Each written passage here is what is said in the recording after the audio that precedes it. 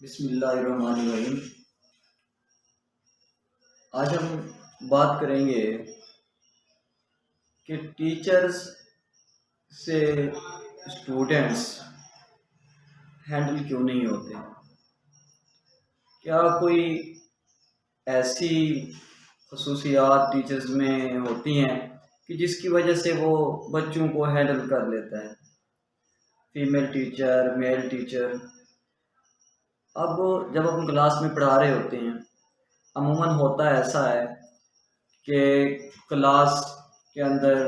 Class work ہے، home work ہے، check کیا جاتا ہے، اور جب بھی ہی پیریڈ ہم نے لیا اور اس کے بعد کلاس میں گئے، انٹر ہوئے، جس طرح کہ ایک عمومی طور پر کلاس اسٹینڈ، السلام علیکم، اس طرح کے تھوڑے بہت جملے کے بعد اسٹوڈنٹ بیٹھ گئے اگر وہ کھڑے تھے، اور اس کے بعد کیا ہوگا کہ وہ ٹیچرز نے یا تو دو ہوتے ہیں ہمارے پاس جو علاقے میں، یا وہ چیئرز اویلیبل ہوتی یا نہیں ہوتی، اس نے لیکچر دیا اور اس کے بعد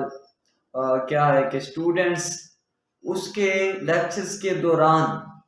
ڈسکشن شروع کر دیتے ہیں، اور اگر وہ ٹیچرز چیئر پر بیٹھی ہے اور اس کے بعد کیا ہے تب بھی وہ اس سے ہینڈل نہیں ہو پا رہے ہوتے، شور، اور ٹیچرز خود بھی پریشان ہوتے کہ اب میں انہیں کس طرح سے مینیج کروں اور کہوں کہ بھئی خاموش ہو جاؤ۔ اکثر بار ایسا بھی ہوتا ہے کہ بی سائلنٹ، خاموش ہو جاؤ، شور نہیں کرنا، پرنسپل آ جائیں گے، تو اس طرح سے انہیں چپ کرایا جاتا ہے۔ تو ایسا کیا ہوتا ہے کہ اس وقت کیوں بچے چپ نہیں کر رہے ہوتے، اور وہ کیا راز ہے کہ اسی ہی وقت اسی ہی سکول کی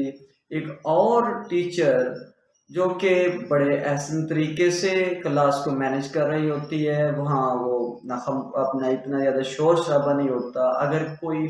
آواز آ رہی ہوتی ہے تو وہ پڑھنے کی آ رہی ہے، کچھ سیکھنے کی آ رہی ہوتی ہے۔ تو اس میں ایک چیز ہے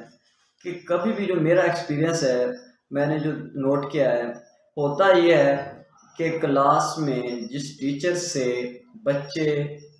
کنٹرول نہیں ہو رہے ہوتے، شور کر رہے ہوتے ہیں، تماشا کر رہے ہوتے ہیں، پڑھائی سے بالکل ان کا کوئی تعلق نہیں ہوتا، تو اس میں ٹیچرز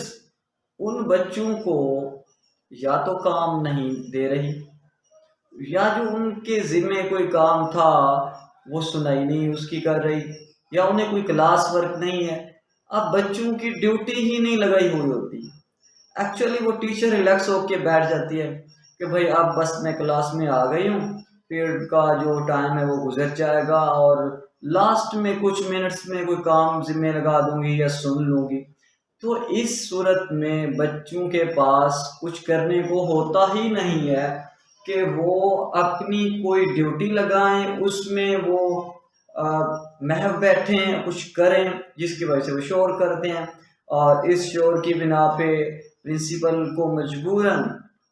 انہیں کہنا پڑتا ہے کہ بھئی آپ سے کلاس مینیج نہیں ہو رہی۔ تو اب اگر ایک ٹیچر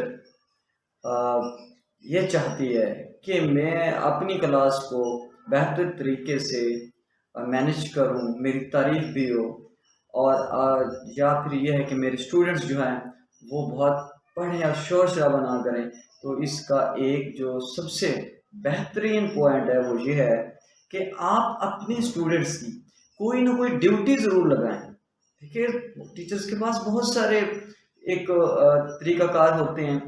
کلاس ورک ہوتا ہے، سب سے پہلے ان کو لکھنے کے لیے کلاس ورک دیں آپ ایک چیز، وہ سب بچوں کی جو کاپی پینسل ہے چیک کریں، بھئی آپ سب لوگ لکھو۔ اب وہ لکھیں گے کیا، وہ دو طریقہ کار ہیں، ایک تو یہ ہے کہ آپ نے لیکچر دیا اور وائٹ بورڈ پر، بلیک بورڈ پر کچھ لکھوایا اور وہ وہاں سے نوٹ کر رہے ہیں۔ اب دوسرا یہ ہے کہ آپ نے بک سے